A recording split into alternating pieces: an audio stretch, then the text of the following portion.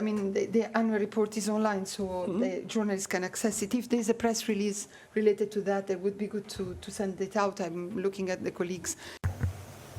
We have requested and received approval of more trucks to enter today.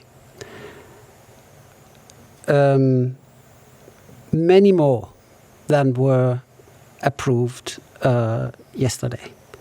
And we expect, of course, with that approval, many of them, hopefully all of them, to cross today to a point where they can be picked up and get further into the Gaza Strip for distribution. Was that a question, Jamie? No? No. On your first one, around 100.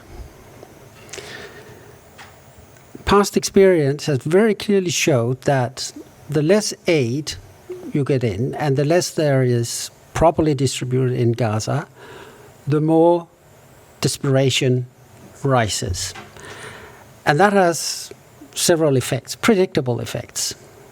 One is that the insufficient supplies are at greater risk of being looted. Why does that happen? Because it's being sold.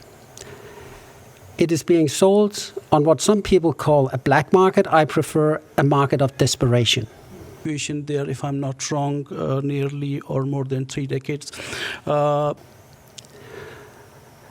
There's one way to remove this market of desperation overnight, in one go.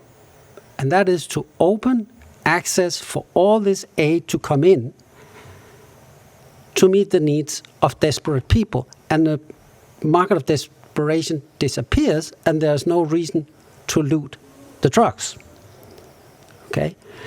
And these are commodities that I think I listed some of them last time, that are literally life-saving, have already been cleared by Israeli authorities. There's no dual use. What is there?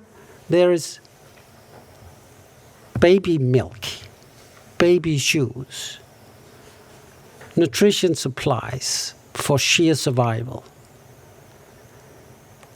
So if you allow this in, you will not have this market, there's no reason for looting, and the problem is solved. So back to what it is and why we are asking for all these, for this siege of Gaza to be lifted. That's why.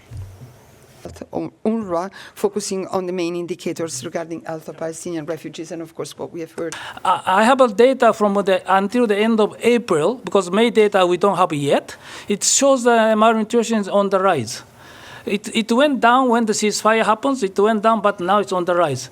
And then the worry is that if the current food shortage continues, it's exponentially increase, and then beyond our control. Rick and myself visited Gaza many times before the war. We always enjoyed the nice people, nice food, nice environment in Gaza. It's unthinkable that 10% of kids are malnourished. It's unthinkable that we have severe malnourished children in Gaza, where they used to enjoy the life. And there's no life in Gaza. That's what our staff says so. And this will affect our operations. UNRWA colleagues on that. And now let me turn to my right. Rick, it's so nice to have you here. First of all, because you're safe,